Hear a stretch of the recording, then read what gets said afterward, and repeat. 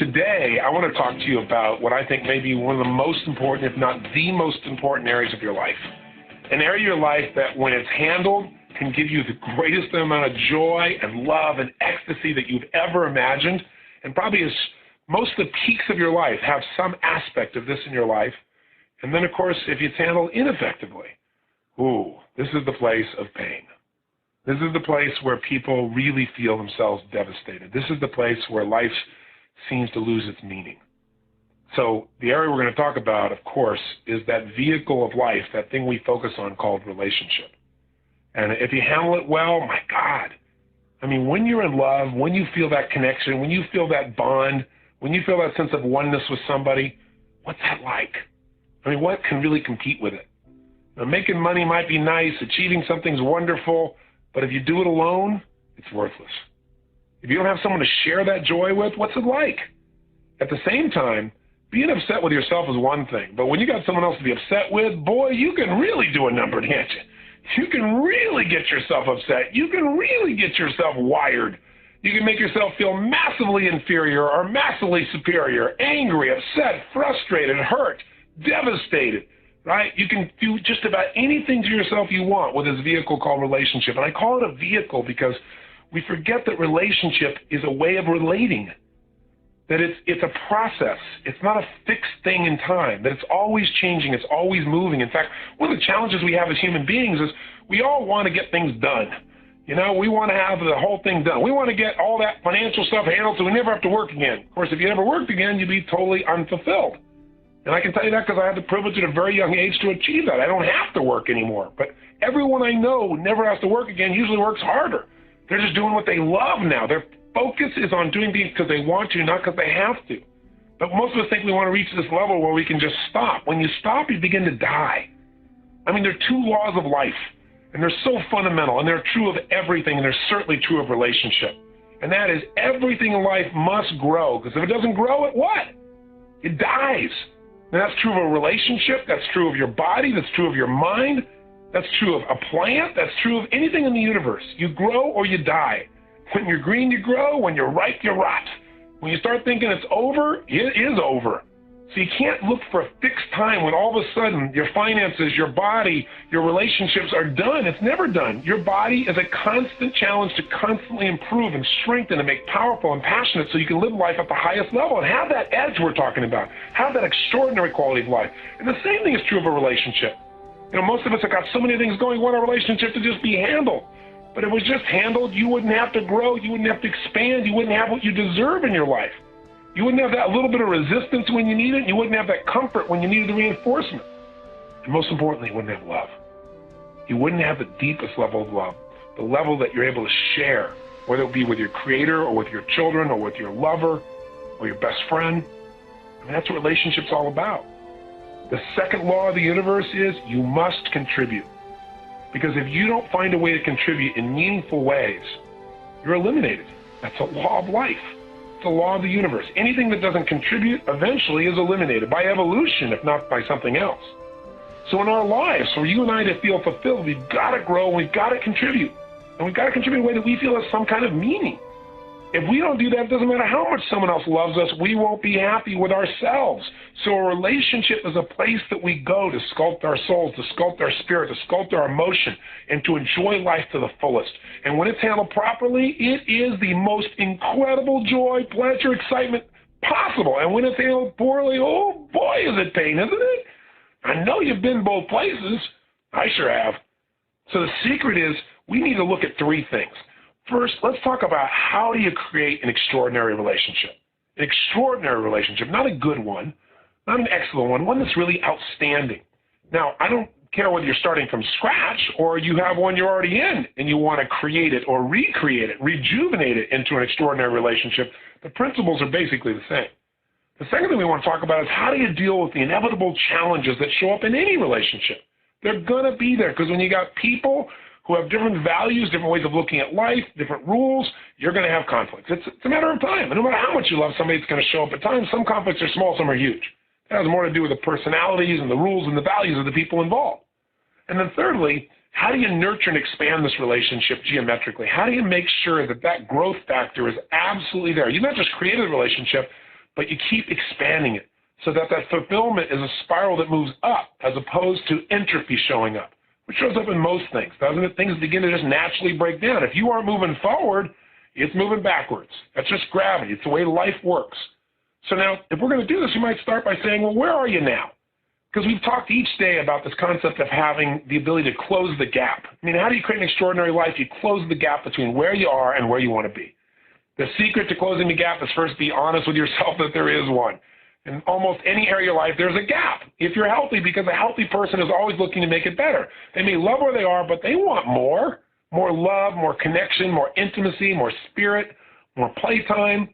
Someone who's going to listen more, feel more, want to give more. We all want more if we're healthy and growing and expanding. It's the nature of a quality life. So where's the gap in your relationship is going to be the first question we're going to really look at here. So maybe we should start by saying, where are you now? I mean, there's really only two positions people are in, right? You're either in a relationship right now or you're not in one. I don't know if we're talking about intimate relationship as an example. So if you're not in a relationship, there's really two perspectives. Either A, you want one, but you don't have one. And the question is, if that's true, why? And the answer I can tell you right now. If you really want a relationship and you don't have one, it's simply because you have mixed emotions about what a relationship will mean. You want a relationship because you know what I mean, love and connection and intimacy, but on the other hand, you don't want a relationship at some level because you know, oh my God, I don't have the time, the energy, I've had fights and frustrated, I don't want to feel like a failure, I don't want to have the thing not work out, I don't want to have somebody disappoint me again. So the truth is, if you're not in a relationship, there's one reason. It's not a must to be in a relationship. As I said on the first date, it's probably a must for you not to get hurt. And if you're going to be in a relationship, let me tell you the good news up front, you're going to get hurt. But at the same time, you're going to probably hurt other people without meaning to. That's part of the nature of life. You can't have joy without having pain sometimes. Everything in life has its reciprocal. You can't only have one dimension of life. It's like saying, you know, I want the rainbow but no storm. I mean, it's part of life. And what you learn to do, those that have an extraordinary life, are people that learn to enjoy the storm as much as the rainbow, have learned to find the value in the storm, the beauty in the storm. I mean, that's when all that rain comes down that some people are upset about, the plants are gobbling it up and loving it. You know, sometimes you got to be a plant. Sometimes you got to be a seagull. You got to change perspectives. So if you're not in a relationship, either A, you want one, and we described what's there, or B, you don't want one. And you're clear about that, in which case it's obvious what the problem is. You've associated so much pain to relationship that even your natural drive for connection is being shunted. And the sad part about this is eventually this creates even more pain than if you're in a relationship, for sure, because we all have a deep emotional, spiritual, psychological need to connect at the deepest level. We have a need for this intimacy. It's not something we want. It's something we have to have. So we'll have to deal with those negative associations. Not we. You will have to deal with it, actually. I would just like to help, right? And you know you got to do it sooner or later, and you probably wouldn't be listening to this tape unless you really were ready. The second position you could be in is you're in a relationship, and then there's three perspectives. Either A, you want more from it, which, by the way, would be natural no matter how great the relationship is. B, you want out of it. That's the other side, the other extreme, but you're not quite sure how to navigate it, or you can't, or why aren't you out of it? If you want more, that's natural. If you want out of it, it's because you associate a lot of pain to it. If you're not out of it, though, it's because you associate pain with leaving. You see, relationship is all about emotional association. It's not about the real thing. We don't really respond to life anymore. We respond to what we associate to life. Somebody said something, and then we decide what that means. That means they don't care, they don't love me, they don't think. We go off on a tangent because most of us are not responding to what's happening in the moment. We're responding to our past. And when someone does something that resembles pain from our past, boy, we run quick. Not only do we run, but we often tend to fire off the old feeling and pretend that's what's happening now. One of the secrets to a great relationship is learning that this is not that. That the person you're with right now in this moment deserves to have a fresh slate, and you deserve to have a fresh slate with them. Because what really messes up a relationship is walking in with all these wounds. It's like if I took your arm right now and I rubbed my hand across your forearms back and forth like this, just rubbed it, for most people that wouldn't hurt at all. But if you got a big scab there that's really, really wounded and it's not even fully covered, and I come back with a little cat hair and touch it, you're going to jump out of your skin. And you're going to go, you know what, this relationship is horrible. You know, no, it's not the relationship. It's the condition you're bringing to the relationship. And the condition is you're bringing the past. So one of the things that you want to look at is if you are in a position like this where you are pushing away a relationship, or your relationship that you want to get out of, one of the things to look at is, are you making this person into someone else? Are you responding to them as if they're your mother or your father or your brother or that horrible person that you would have done anything to get out of a relationship with, but you stayed there too long? Are you, out of your fear, magnifying the situation? Are you adding a meaning that really isn't accurate? If you master the meanings of your life and you don't make things more than they are, relationship becomes much more delightful.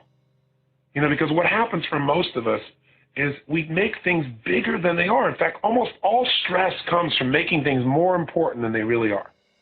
This means, no, it doesn't mean this. It's kind of like the story about Sigmund Freud. One of the big conventions that he held to teach all these other psychoanalysts the process that he was teaching through Freudian psychology, he's sitting in the back, and while another speaker is speaking, he's smoking a big stogie, a big cigar. And many of these therapists are looking back and staring. And they get fixated. And you can see some of them become visibly upset because they're thinking, listen, this is the guy that teaches about oral fixation. He's sitting here sucking on a cigar. And so most people would never dare say anything. And when Freud got up, he's a very powerful man, and he begins to speak. And when they finally get the questions and answers, this one man could not hold himself back. He raised his hand, young man stood up, and he said, Dr. Freud, he said, would you mind explaining to us how you, sir, the man who's describing the problems of oral fixation, could be sitting back in the back of this very room smoking a big cigar, sucking on a cigar, sir? Freud was very calm. He looked at the young man. He pulled out a new cigar. He lit it up, put it in his mouth, took a big puff, blew it out, and said, Sir, sometimes a cigar is just a cigar. Sometimes we make up stuff. You did this, therefore it means that. No, sometimes these things have no relationship whatsoever. And learning how to ask yourself a new question can change your life. So I'll go right into a principle before I do anything else, because as long as we're talking about it, let's hit it. So let's take a moment now and let's answer a really important question. What's the purpose of a relationship? Any relationship. Is there a universal purpose? Is there a universal reason? So often in life, we want things. We forget what we want them for. Have you ever said, I want a relationship? And then you got one and you thought to yourself, I don't want a relationship, right? Because you thought what you wanted was a relationship, but what you really wanted was something else. Maybe it was intimacy. Maybe it was love. Maybe it was sensuality. Maybe it was a connection of spirit. Maybe it was someone that would tease you, provide variety. Maybe it was a challenge. But what happens for most of us is we don't know what we're after. And so then we get disappointed when we don't achieve what we don't even know we want. So you got to get clear. What's the real purpose of a relationship, of all relationships? Some people say, well, to communicate. Other people say, well, to learn, to share, to know, to understand, to experience things. All those answers are accurate, but the real purpose of a relationship, the purpose that feeds out of all the things we just described, is one simple thing. The purpose of a relationship is to magnify the human experience. And what do I mean by this? Well, think about it. How does it feel when you experience something on your own? It can be phenomenal. But why do you want to share that? Because in the sharing, not only do you get to experience it again, but there's a magnification, isn't there? When that other person gets excited, it gets you even more excited. Or when they get sad, you get even more sad. When there's that emotion that's shared, there's that synergy, there's that power, where 1 + 1 doesn't just equal 2, there's a third power. There's something visceral. There's something ethereal that occurs when this connection happens between people and they share their emotion, their feelings, not just their ideas. See, it magnifies our experience of life. That's why we search for it. Would you like to go to the ballpark for a sporting event with 4 people there or 100,000? You might say 4, I get a better seat. But I'm talking about from the feeling. When that person hits the ball and 3 people go, yay, woo, yay. Not quite the same as when you're in the middle of the Super Bowl or you're in the middle of the final game of the World Series or the middle of the NBA championship and Jordan steals the ball and everybody jumps to their feet and you hear the room screaming and shaking and every part of your body is vibrating and he scores and you go nuts. And the city goes nuts. Why don't we all just go off and say, see you guys later, and then go, yeah, by ourselves later on? Because there's not as much power in that. The power is in the sharing. That's the power. Relationship is about sharing, and the quality of your relationships is in direct relationship to the amount. Well, that sounds interesting. The power of your relationship, direct relationship, but that's true, so I'm going to continue. The quality of your relationships is in direct proportion to the amount of yourself that you're able to share with someone. That's how you're able to relate. It's sharing, and the amount of that person's emotion and feeling and spirit that you're able to share with them. In other words, you got to listen, you got to hear them, you got to feel them, you got to experience them. It can't just be you doing a data dump to somebody else. That might feel good for a while, but it won't last. Community comes from relationship. I mean, if you look at the web, people go on the web, and it's a place you can go and just get stuff, that's nice. But it becomes a community when you know it's a place you can go give things.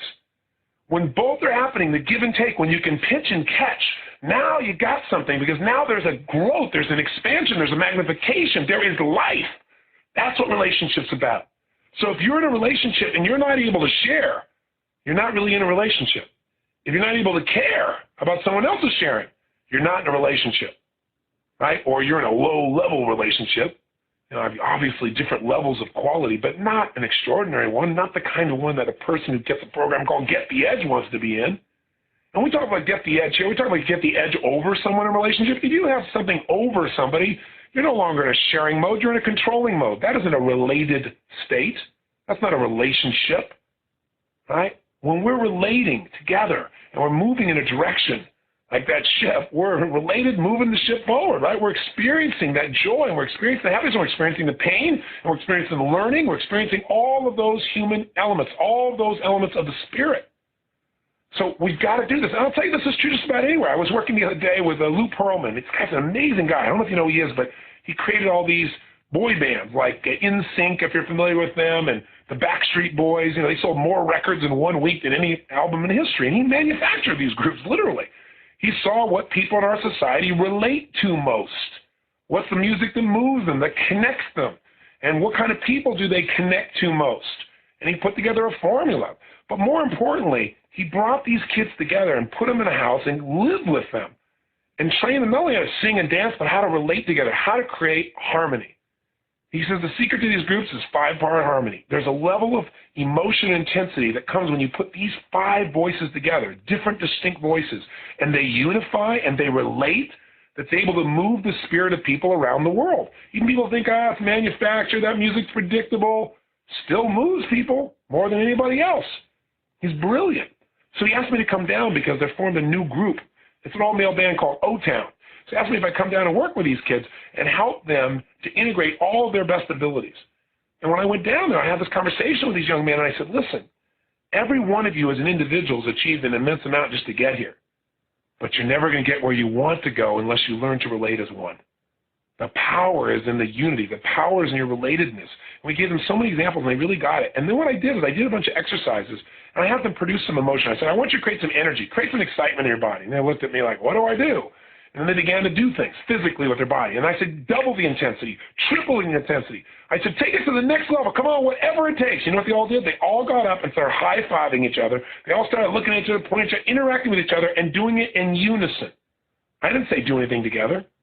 In order to get that higher level, we have to share. That's why when people talk about things like, the internet's going to isolate the world, keep us separate, most people use the internet to connect. Or people say, people never go to movies or concerts. It's totally absurd because even if we connect online, we want the visceral experience of being together. There's a certain amount of relatedness that comes from physical proximity with people.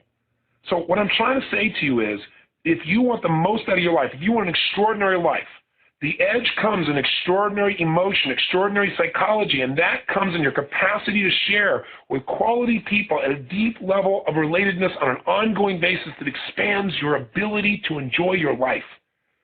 Some of that relatedness will cause you to find a way to grow like you've never grown before, because someone can find a way to move your spirit and challenge you, and you can do the same for them. Some of it's going to create pain that makes you have to look at your life, which will make you grow.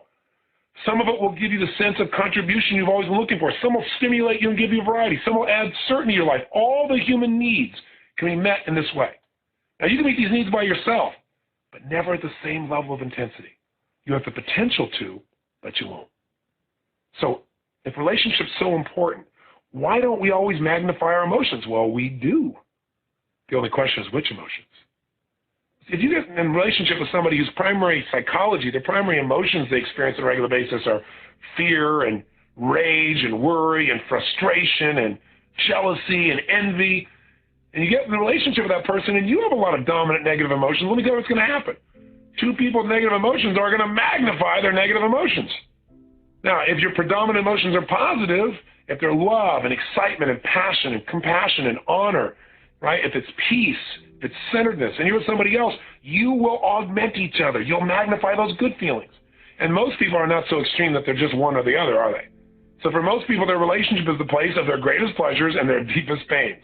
The secret, the real secret to relationship is this.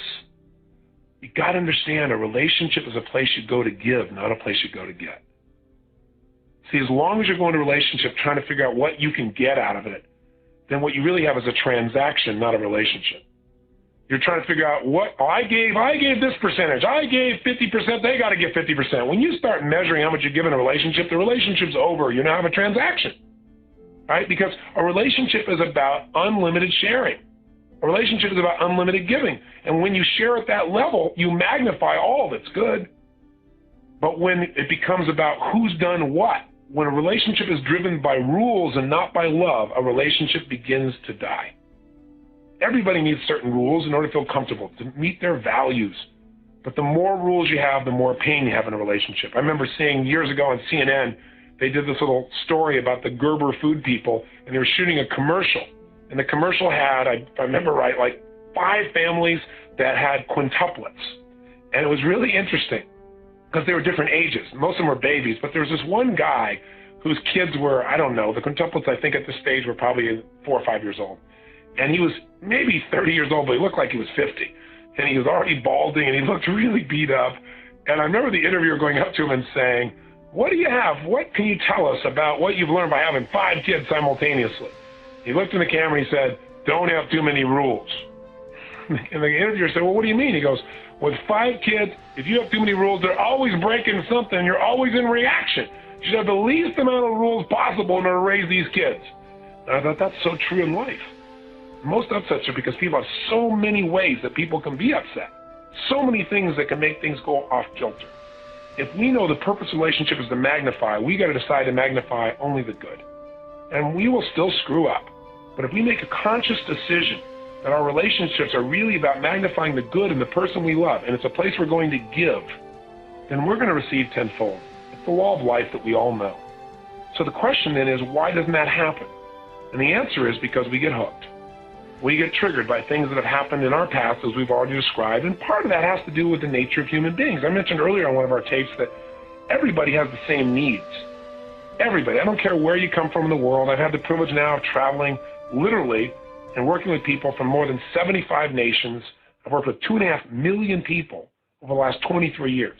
I've seen every kind of relationship you can imagine. Worked with just about every kind of person you can imagine. And during that time, I've been able to see that people have the same needs. They have different goals, different values, different rules with the same needs. We all need certainty, remember? We need that feeling that we can be comfortable, that we can avoid pain, we can gain pleasure. We all have a need for variety, for uncertainty, for surprise, right? For challenge. It's what makes our lives exciting and juicy. We all have a need to feel significant, to feel important, to feel unique, to feel special, to feel like we're needed. Everybody has that need. The only question you have is how you go about meeting it. Do you demand it, or do you give it? Or do you just notice it's there and appreciate it within yourself? Everybody has a need to connect and to feel love. Everybody has it. Everybody has a need to grow, as we've already said, and to contribute. Those 6 needs must be met by all human beings. But here's what's interesting. We don't all pursue these needs the same way. Some people try to meet all their needs by doing it just through their job. And so they have no real intimate relationships because all their focus is about how to be significant by achieving. And connection is kind of a secondary thing that eventually they'll get to. And these people usually end up unbelievably unhappy later in life, if not already. Some people think everything is about relationship, just my one single love relationship. But then if that relationship gets in trouble, they have no life. So if you spend any time with me in coaching in any of their tape programs, I'll walk you through these needs in more detail. For now, just know that relationships are about meeting each other's needs. If you can help your partner in life to feel certain that by being in a relationship with you, they're going to feel comfort, they're going to feel joy, they're going to feel love. If you can help them experience more variety by being in a relationship with you, cool surprises, learning, growing, challenge, stimulation. if you can help that partner to feel totally special and unique and you mean it, where you really value them and you see the unique qualities they have. Everybody's got unique challenges, but they're unique qualities. And you appreciate them and you acknowledge them so the person feels it.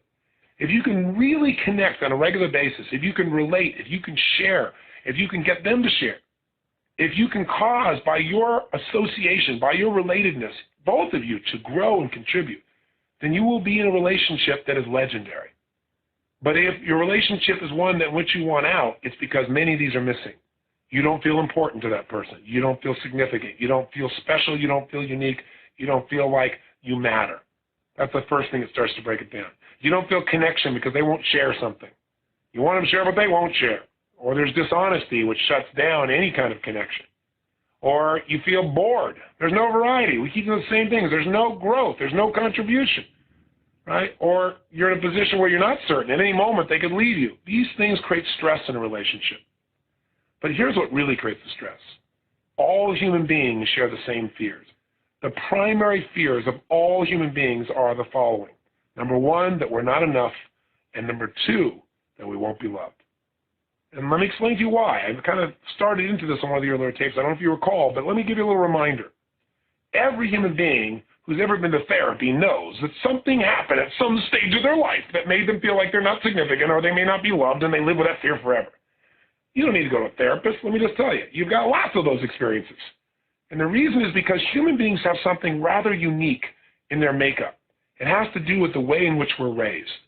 In the animal kingdom, most animals are not dependent upon another animal, whether it be a mother, father, brother, or sister. They're not totally dependent upon another animal for a long period of time. If you're a bird, you're kicked out of the nest in a few days or a few weeks. If you're a snake, you're a turtle, you're dropped off and you fend for yourself in the first moment. There's nobody around. You got to step up, right? But if you're a human being, you're one of the few creatures on Earth, like primates, that's one of the other creatures like this, that have a long period of time in which your survival revolves around a total dependency upon another human being putting your needs ahead of their own. See, as human beings, we weren't born with some special venom or special incisor teeth or claws. Our evolutionary advantage is our ability to relate to each other, to share, and through that, to share ideas, thoughts, feelings, emotions, and produce an extraordinary advantage in life. That's why we as a species have flourished.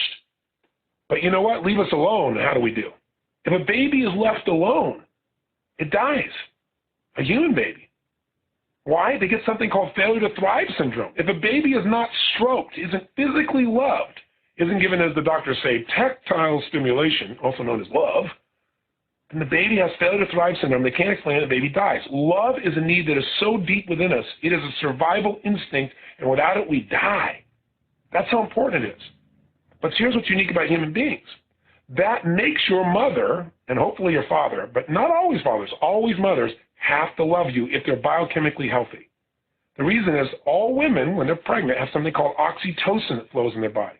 And what this hormone does is it makes this mom have to love the child even when the child is butt ugly. Right? Immediately, this child who looks like a lizard is the most attractive thing on the face of the earth. Now, what's interesting, he's got all this fat around him. It's the last time someone will say you're cute when they got fat around you.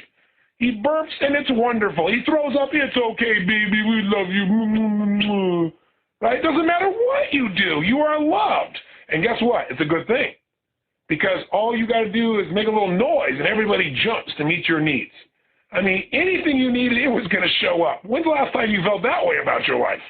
Right? So what happened was your survival depended upon it. Now, some fathers do leave in various cultures of the world because they don't have oxytocin. Most fathers, the connection, the sense that their life is more significant than themselves, that there's this being that's been brought in the world through them, causes them to be connected. But that's an emotional, spiritual thing. It's not necessarily biochemical. That's why women, if they're healthy, just don't leave. Now, here's what's interesting. As I said earlier, there's a point when this oxytocin leaves. When that stuff wears off, ooh, the stuff hits the fan, doesn't it? Suddenly, the same stuff you used to do, you get a swat for, or a harsh word, or ignored. Suddenly there's all these rules that have to happen before you get love, which is your substance of survival.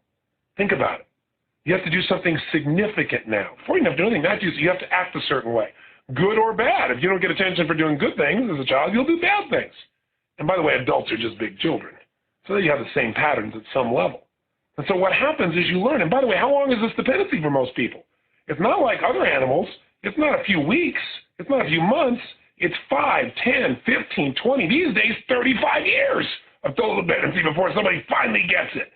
So we live in a world where we become connection freaks because we know if someone doesn't care for us, if we're not significant enough, if we can't generate enough love, we're not going to survive. So while you may remember having gone to your therapist this one time when your father or mother said something or another child said something or somebody dumped you or they didn't give you the love you deserve, and that's why today you have this inferiority thing. That's why today you have this fear of not being enough. That's why you don't feel loved. That's why you can't be intimate. Bull.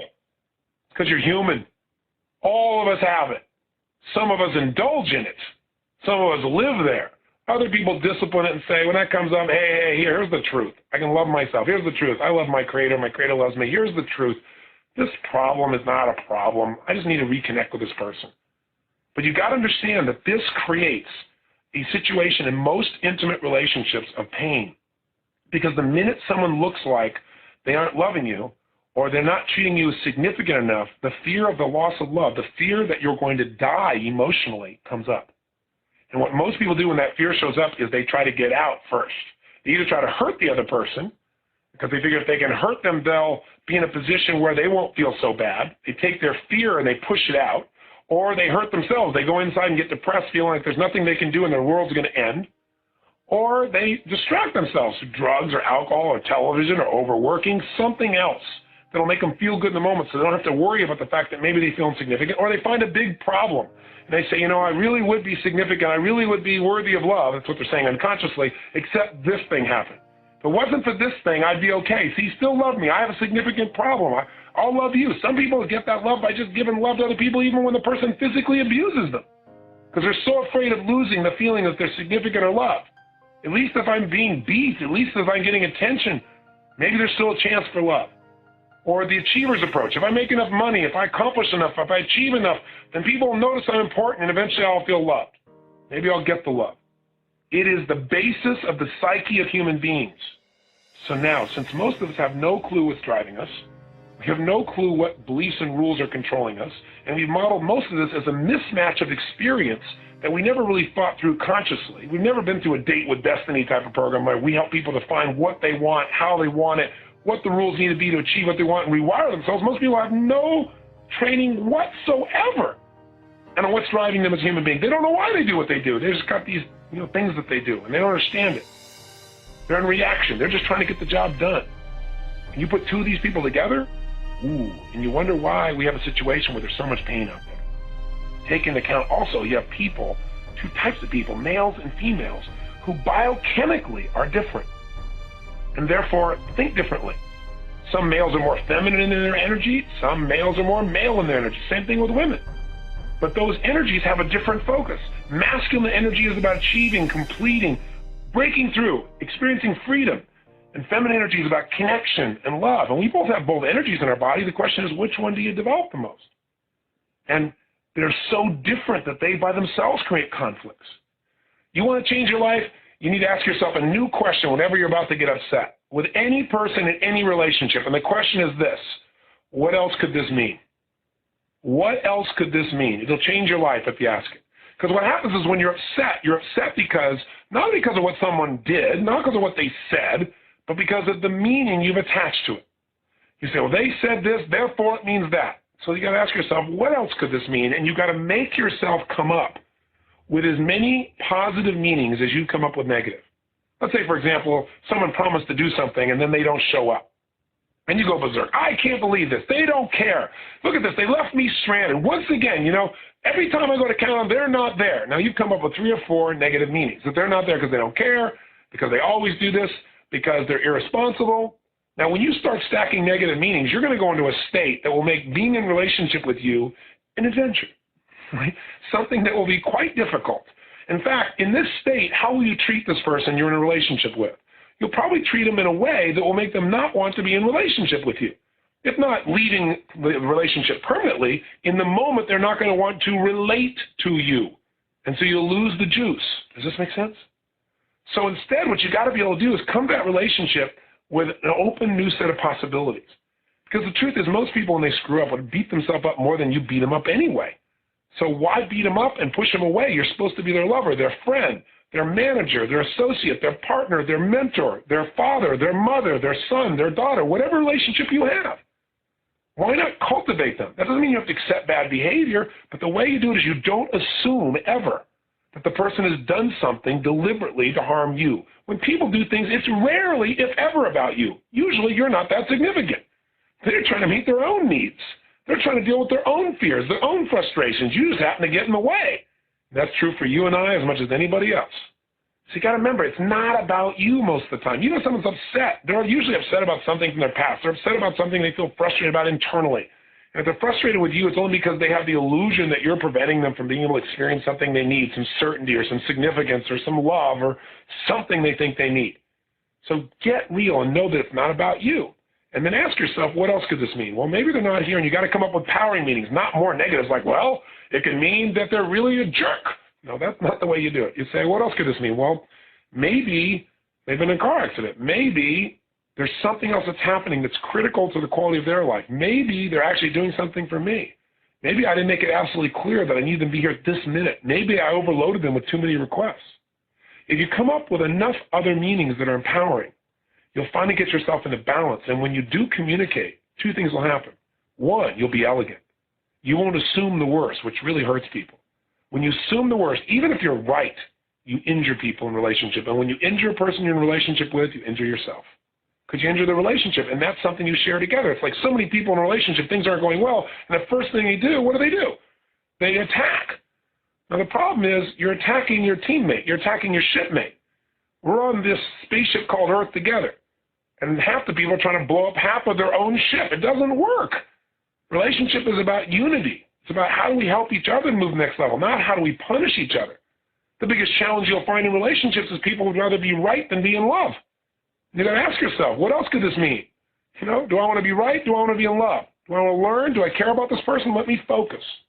So I kind of go off on this tangent, but I'll tell you why. Because if you want great relationships, you've got to become a master of meaning, and you've got to find empowering meanings. In fact, even if you're wrong and you assume the best from people, they're going to appreciate that. And pretty soon, that expectation becomes something they want to meet. Rarely do people respond from negative reinforcement, but consistently people respond to pleasurable reinforcement. For example, if you wanted your spouse to call you every night at 6 p.m. when they're on the road, and one night they don't call, and then when they finally do call, you tear into them. What have you taught them? You taught them calling you equals pain. No, I'm teaching them not calling equals pain. No, they wanted to call you. They called you on their own. Now's the time to give them reinforcement. I saw this happen with my daughter with her boyfriend. It's like she wanted him to call, and he got busy, and he didn't call. And when he finally called, she would just tear into him. After about 6 weeks of this, he wouldn't call at all, and the next thing you know, the relationship's over. Negative reinforcement is not your goal. So how I got off on this tangent is, if you're in a relationship and you want out of it, don't respond from the past. Don't assume the worst. Find an empowering meaning. And then if you still see that this is not meeting your needs, and we'll describe how to decipher that in this tape, then obviously you need to take action. The third perspective is you may be in a relationship and you may just be immobilized. You may be just given up. You may be in repression. You don't want out. You don't want more. You just kind of accept the fact that this relationship just is. And that's probably the worst place to be, because you know what? Pain and pleasure at least will move you. You know, if you're in a rut, you're in trouble. I hope a wagon is coming down your rut, because it will get you moving. Because to have a life, you've got to have some movement. So if we're talking about relationship, the first thing I want you to think about is, let's say intimate relationship, where are you? Are you in a relationship or not? And what's your perspective? Right? Do you want a relationship? Do you not want a relationship? Do you want more from the one you're in? Do you want out of it? Are you immobilized? Because we need to know where you start. Now, the next question I have for you is, okay, where do you really, really want to be? What would your ideal relationship look like? I'm going to guide you through a process on this tape to have you actually describe that in detail. But I want you to begin to think about that even now for a moment. I mean, if you could have it any way you want it, what would your intimate relationship be like? What would you guys talk about? What would you laugh about? What would you share? What would you learn together? What would you grow? What would you contribute to each other? How would you make love? What would be the magic times that you'd share? How would you surprise each other? You know, most of us are so busy with all the demands of our lives that we don't take time on the things that are most important. Most people's lives are not working because they're more focused on, you know, the to-dos on their list than the relationships that matter. See, at the end of the day, when I'm teaching someone how to manage their life, I don't try to look at their to-dos. I say, what did I achieve today? But the next question I ask them is, who were you today? You know, in terms of your relationships. Like I'll say, you know, today I didn't get all these other things done, but I was an extraordinary father today because I spent such great time with my daughter, Jolie. We did these cool things, and they weren't what I intended to do initially, but it's the most important thing to me. And you know, all of a sudden the day is a victory. Life is relationship. And the quality of your life is directly related to the kinds of relationships that you create and you expand and nurture throughout your life. But it's easy to get off track and get caught up in the doing, isn't it? You say, okay, Tony, well, you've helped me to understand where conflicts might come from, but what's the solution? Good question. The solution first is an awareness and appreciation of what this is all about. When things start to happen in a relationship, you got to first take a look and say, okay, right now if I'm starting to react, what's really triggering this is fear. When people say, I'm stressed about this, stress is a code word for fear. And the fear that's the deepest is if you don't achieve this, if they don't do this, if they don't respond that way, if they don't like this, if they don't respect this, if this doesn't happen, then you're not enough and you won't be loved and therefore you will die. This is the basis. So the way you make your relationships work is you first create a great relationship with yourself. You first got to learn to love yourself. Because if you're going to a relationship to get that instead of to give that love, then you're going to be with two people that are starving trying to take each other's food. And, you know, that's the definition of hell, right? All that you're looking for is inside you. So the way you create relatedness is you start with you. And the way you start with you is you got to say to yourself, what do I love about myself? What is worth loving within myself? And you got to create an action plan, as I said earlier, that can allow you to start to feel that. And the way to do that is ask a simple question. If I want someone to feel totally loved by me, what would I do? What would I do? Because actions speak louder than words, right? Well, you might say, I'd tell them I love them, and I'd say it in a certain tone of voice. When's the last time you looked in your own eyes in the mirror and said, I love you? I mean, really looked and said it and meant it. I can't go and doing that stuff, stare in the mirror. I'm done with these days. You're getting a little over the edge, boy. No, when's the last time you really did that? You know, for that matter, when's the last time you looked into someone else's eyes who you're around all the time and stopped and just focused and said, I love you through your eyes and face, not just with the words? We all know we can't give to other people what we haven't given to ourselves. There's nothing to give. You can't go in empty and expect to fill somebody else up. And you sure as heck can't go to a relationship always empty and expect that that person's going to feel good about being related to you. They're going to feel like you're a taker, not a giver. So fill yourself up. What else would you do if you wanted someone to know you love them? You might do things for them. You might take some special time for them. What are you going to do for yourself? What special time could you take for yourself? What else would you do if you really, really adored somebody? What else would you do? You might tell other people how great they are. You go, well, can I tell other people how great I am?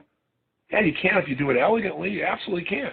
As long as you do it with a little smile on your face and go, well, I'm pretty good. Can I tell you what I did? Because I want to hear what you did. I'm just learning to acknowledge myself. You know what? If you do it and you're not full of yourself, you're just acknowledging the truth, it inspires other people. But if you do it and you try to pretend like you're not doing, go, yeah, well, let me tell you what else I've accomplished. Yeah, that's not connecting with yourself, and so you can't connect with anybody else, and you're just seen as a blowhard. There are other words to use, but they're a little more graphic, and I think I'll avoid them at this time. You know what I mean, right? You got to connect with yourself.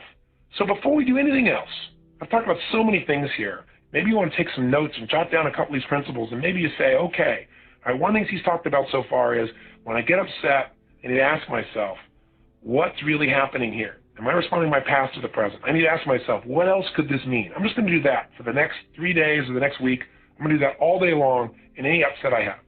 That might be a nice thing to do. Because if I was doing this as a tape program, honestly, I do a whole library and we break it down. So maybe you want to start with that.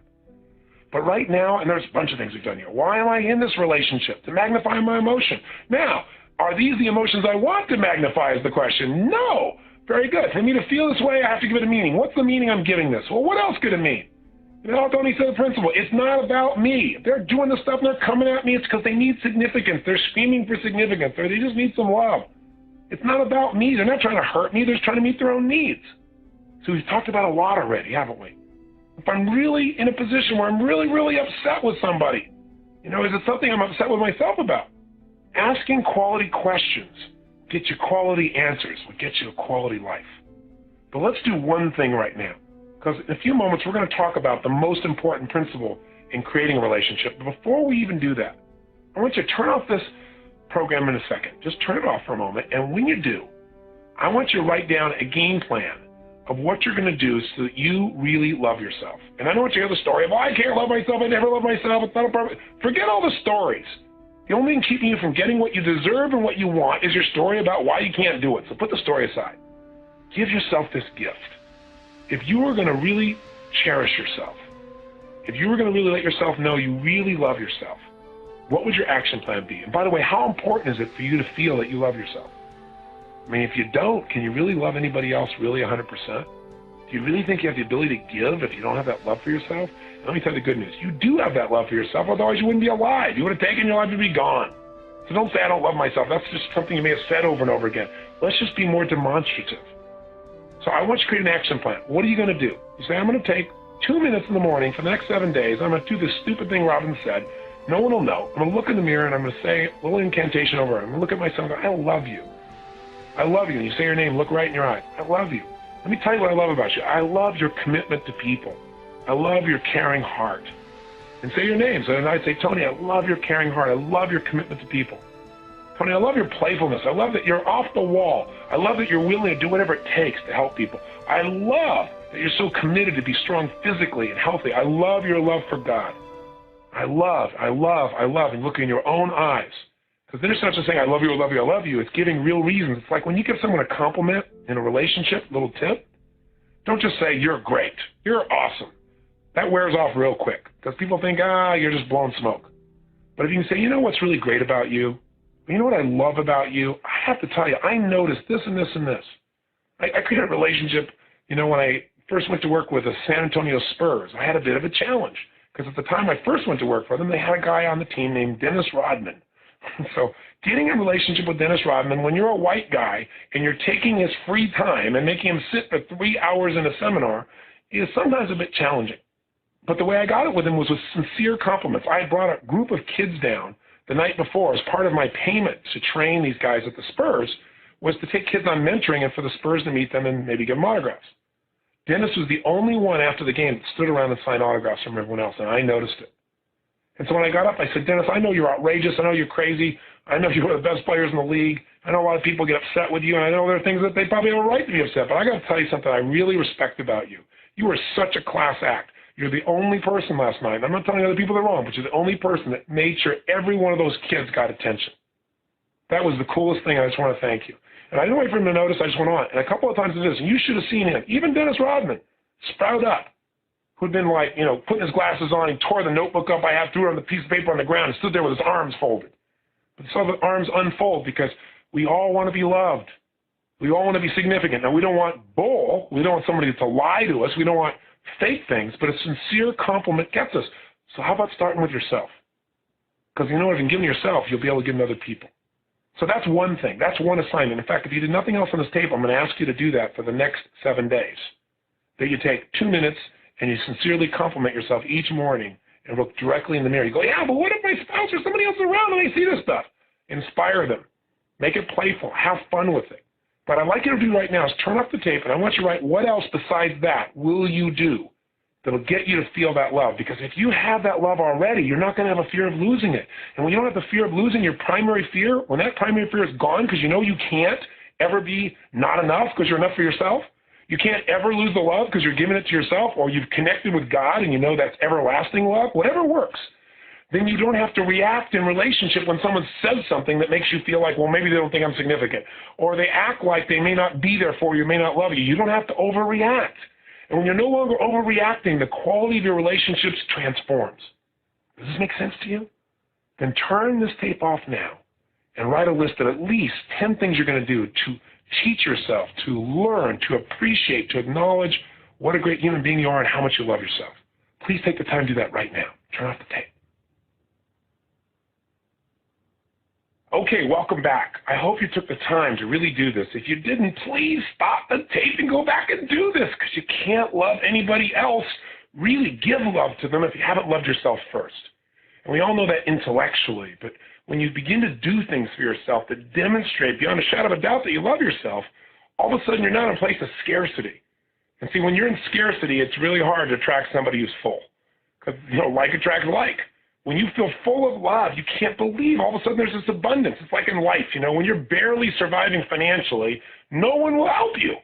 And when suddenly you're rich, everybody gives you stuff for free. And you go, no, I want to pay for it. No, we don't want to pay for it. Man, when I was starving, they wouldn't give me a meal. Now everybody wants to pay for my meal, take me someplace, give me something, tickets, fly here, do there. It's bizarre, but it's a law of life. Water seeks its own level. Like attracts like. So you must become in your soul, in your feeling, in your emotions, that which you want. And if you do that, it's easy. It flows. It's natural. Now, what were the things you put down? And what were the patterns? Did you notice any of them? Were some of the patterns things you would do for yourself as a demonstration that you loved yourself? Were they auditory things you said to yourself? Were they things you did that caused you to be around other people that would love you? These need to be primary patterns people have. For example, the people here in the studio, by the way, if you're ever in one of these studios when I'm doing one of these tapes, you become one of my laboratory subjects, like a guinea pig.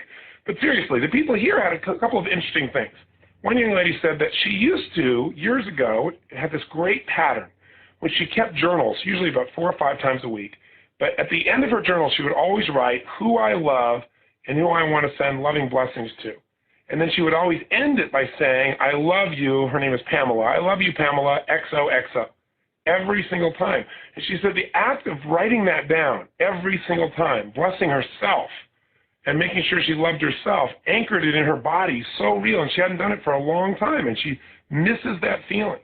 Another example she gave is she just recently created a collage where she cut out a phrase that said, how do I love thee, let me count the ways. And then she's been adding to that list, and she said the great thing is every time I write down another thing I love about myself, she says that page in my planner, I read all the other ones again. And so it stacks the emotion of all the reasons I love myself, which, by the way, is really great. Because this isn't just, I love you, or you're great. Remember, when you give someone a great compliment, you want to be as specific as possible. Well, that's true of yourself as well. Another thing that she does that we do in our seminars is we have people at the end of some of our intensive programs. Like if you go to our Life Mastery program, it's 9 days of total immersion that we do in Hawaii, that we do once a year. And then people come back 6 months later to do a program, usually in Palm Springs or Florida, and then they do another program after that 6 months later on Wealth Mastery. And they can do that anywhere in the world. So we get to see people through time.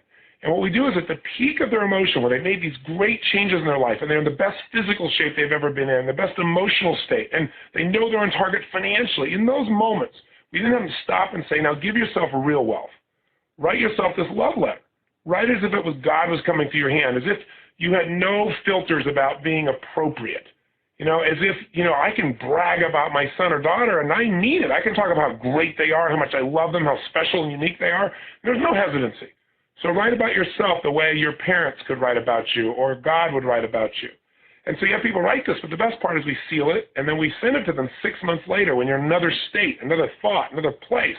It's very emotional. I personally wrote a letter like this to myself almost 10 years ago, and I picked up an old book from my library, and there was the letter in there unopened. And I opened the thing up, and I read it, and I cried. It was just so emotional. It anchored me back to that place. So these are all great demonstrative ways. Another thing she said she's going to do is she said, every morning she spends so much time working on her hair in front of the mirror. And she goes, that's a great time to look in your own eyes and send love to yourself, or kind of flirt with yourself. Say, hey, you're pretty hot, that kind of thing. And while it sounds silly, it creates a playful state with yourself. And lastly, she said, working out. Whenever she works out consistently, she feels so good about herself that she feels like she's really giving to herself. And it's ironic that most of us don't work out because we think, I don't have the time, or, that'll make me stressed out. The truth is, not working out creates 10 times more stress. That's why that hour of power is so important.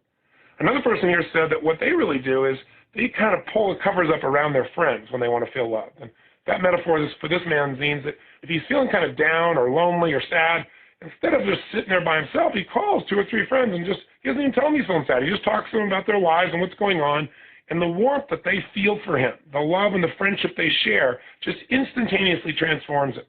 And he feels that love, even if they don't have an explicit conversation about that. It's a great strategy. Because so many people say they feel alone, but they don't reach out.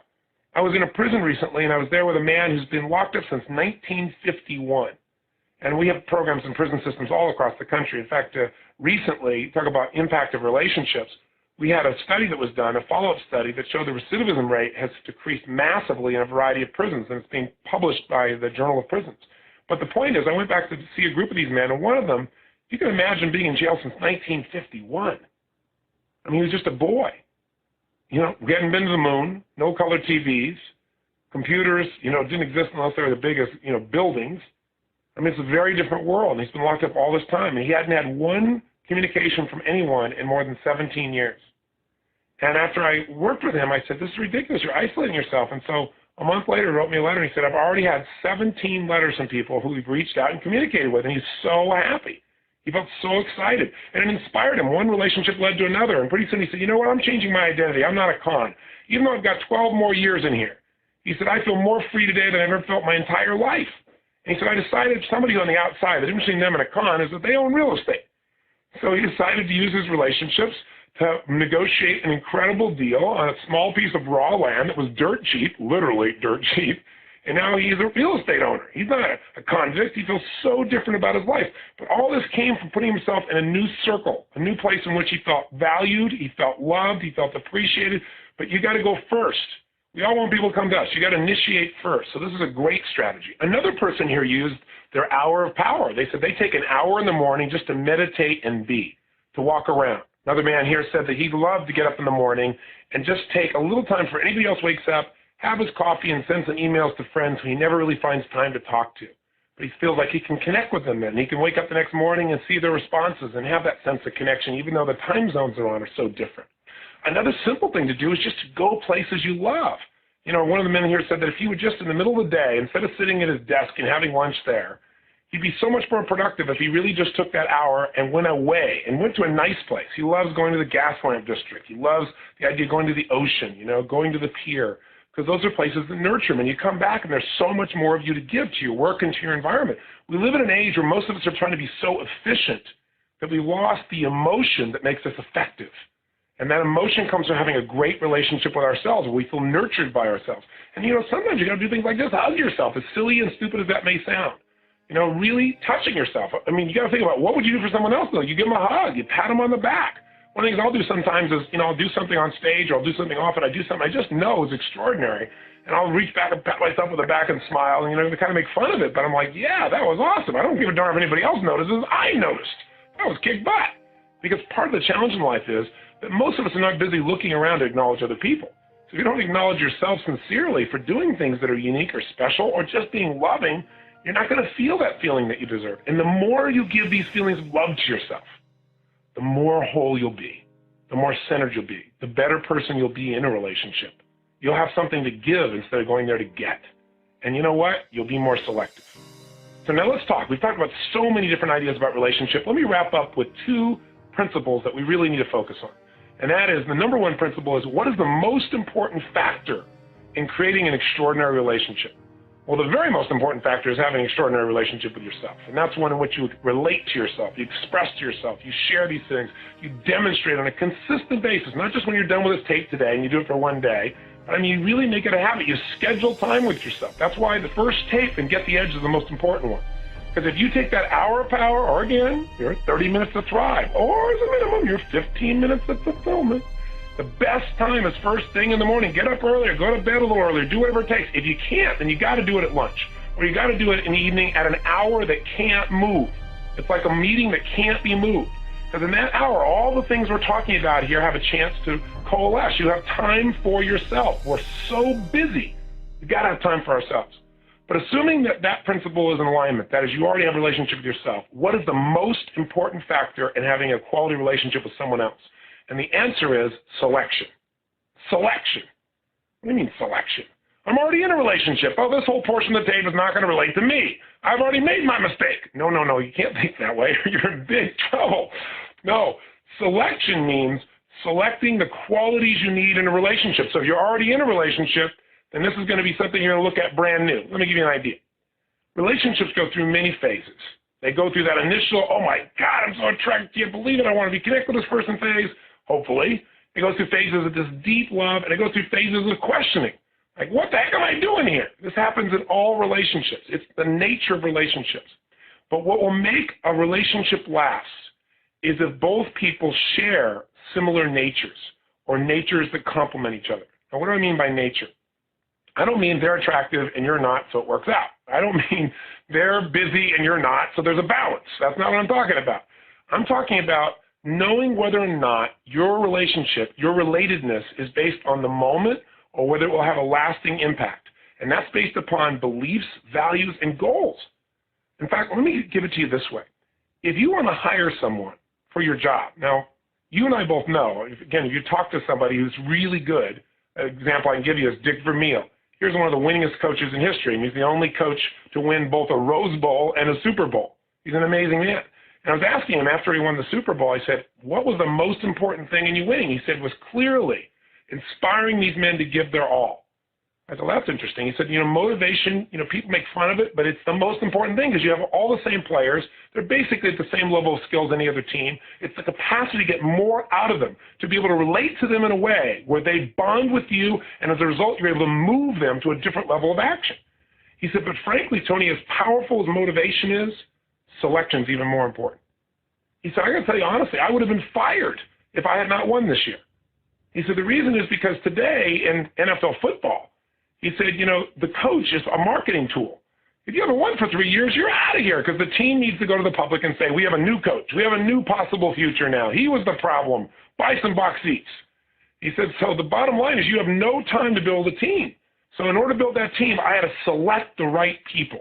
You had to select people whose nature would be to work together. I had to select people who would normally probably give more of themselves than anyone else would expect of them. He said that was the most important task that I went through. He said, by making that selection, we built a Super Bowl team in no time. He said, because we didn't look for individual players with just skills. We looked for players that could relate to each other and work as a team. Now, if it's true in NFL football to get a winning team, it's certainly true of creating a winning relationship. And I'll give you another example from business. When you're going to hire someone in business, there are 3 factors you really have to be able to answer to know whether or not this person is going to succeed long term. Because everybody succeeds in the beginning. It's like all relationships in the beginning virtually have enthusiasm and energy and excitement. It's sustainability that we're looking for. So in a business relationship, there are 3 questions you got to answer. Number 1, can they do the job? Can they? Well, the truth of the matter is if you're interviewing them, chances are they can do the job because you've probably screened them, right? I mean, you've probably gone through their bio, maybe checked some references, or you've had someone else look at things before they even brought in to take a look at you and have an interview with you. So the truth is when you're in a relationship with someone, you're considering a relationship with them, can they be your partner? The chances are that if you're at the level of consideration of that possibility, sure they can, more than likely. But the second question is more important. Will they do the job? I don't mean today. I don't mean tomorrow. I don't mean this week. I don't mean this month. I don't even mean for the next 6 months. Will they do the job 10 years from now? Will they do the job 3 years from now? Now, will this relationship last? Whether they do the job in business or not is based on 2 things. Number 1, does the job meet their personal goals? See, if someone really wants to make $1 billion and the job they're in will never allow that, then you know darn well that however long they're here, it's not going to be long because eventually their goals are going to take them somewhere else. If the job is really about mastering business skills and they want to be a singer, then eventually they're probably not going to be here. Or even if they stay, they won't do the job to the highest level of quality that's necessary. Because some people do stay in a relationship forever. They've been together for 20, 30, 40, 50 years, and they're friends. They don't have intimacy. They don't have a relationship called intimate relationship. They just have this good friendship. And so the same thing happens in businesses, doesn't it? You have somebody there that just kind of hangs on. They don't really grow. They don't really expand. They kind of do the job, but they do it to the maximum capacity? Absolutely not. The second criterion for whether somebody will do the job is, does the job reinforce their nature? Now, think about this from business, and then we'll relate it to your personal relationships. See, if a person is very much a people person, and you stick them back in accounting, they may be able to do the job. Yes, they can. But will they do the job long term at the highest level of quality? The answer is no, because they want to be with people. Their nature is to connect. And being isolated in accounting is not what's going to make them feel fulfilled. So sooner or later, they're either going to quit, find another job, i.e. another relationship, or they're just going to hang out there and do the minimum that they absolutely have to and find joy outside the relationship called work. Well, this is also true in your personal relationships. Listen, if you have somebody whose goals are radically different than your own, they want to have kids and you don't, this is a pretty important element. If you can't resolve those goals where both parties are really happy, then you're going to find there's going to be continuous conflict in this relationship, resistance, resentment, and eventually, if you stay together, repression if you don't end the relationship. Secondly, if you're in a position where you're the kind of person that never acknowledges someone, that's just not your nature. You're not much into acknowledgement. You expect, well, people know. I know. You don't have to tell me. Why should I have to tell you? And the person you're a partner with craves acknowledgement. They need to be told how much they're loved all the time. They need to be shown all the time. And you're not that kind of person. You never have been. You can try and get yourself to do that for a while, but your nature says as soon as the person looks satisfied, as soon as the pressure's off, you're going to go back to your old style. And so that person will not be reinforced in this relationship. And someone else is going to come by and stroke them and tell them how great they are and how amazing they are. And guess what? They're going to find a great attraction, a great love, a great appreciation for that person, which you will eventually notice or feel or just sense that there's a loss for you. So what's happening is you're two great people, but you have radically different natures. Does this make sense? Now, that's not to say you can't make any relationship work, because of course you can. But when your nature is different than the person you're with, that doesn't mean you're not attracted. People who are totally opposite natures can be totally attracted, but they don't usually have sustainability. That's one of those hot love affairs. Yeah, woo, bam, bam, yum. And then, ooh, what happened? How come I'm not there anymore? Or what happened? What? You're not the same person I met, 6 months ago, or 6 weeks ago, 6 hours ago, right? Everything's changed because the natures are different. Does this make sense? I hope it does. Well, the third question you got to ask when you're hiring someone, you go, boy, Tony, thanks a lot. I'm hiring a lover? Is that what you're saying here? That's what this whole thing's about, how to do a job interview. Well, sort of. Because selection's the most important part. You make the right selection. Will you find someone who can do the job of loving you and loves that job and will do it because you have the same goals and similar natures or complementary natures? You don't have to be identical, obviously, but natures that support one another. Then the third question is this the right team fit?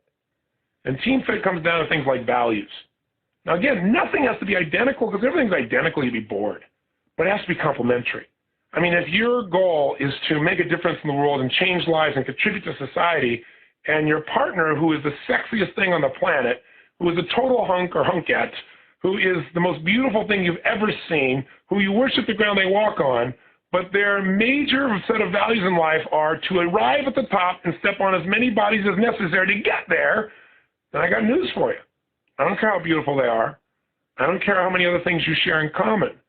Your values are so radically different that you're going to be in conflicts on a regular basis. And when you're in conflicts on a regular basis, then a relationship is hard to sustain, because it's hard to relate to someone. That's what a relationship is. It's hard to form a ship of relations, right? If such a word were to be true. In other words, be on this ship called life. Go through life with this person on the ship of your relationship if you don't really relate to what you both value most. If you don't really relate to what they value most, they don't relate to what you value most, you're going to have conflicts. Now, don't get me wrong. Some diversity is necessary. But the things you value at the highest level, if these things aren't in common, you're going to not only have conflicts, you're going to have drama and pain, a kind of pain that doesn't go away. Because when people's nature, when they value things so differently, they're going to always have challenges, or they're going to have to repress what they really feel. And neither one is going to make your relationship better or make you healthy or happy. Besides values, another part of team fit is sensuality or sexuality. Because what you value in your sensuality is also extremely important in an intimate relationship. And unless you address that, you got some real challenges.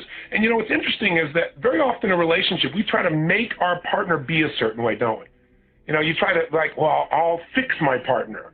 Well, they don't want to be fixed because this is their nature. There's nothing wrong with them. They're not broken. They just don't meet your values. And so you got to be careful about that, because if you're successful, you'll take the spirit out of your partner.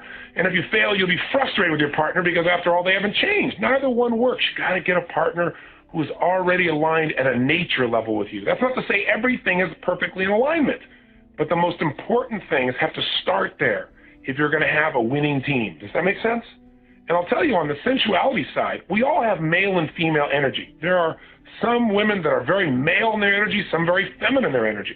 There are men that are very feminine in their energy and some that are very male. We all have both energies in our body.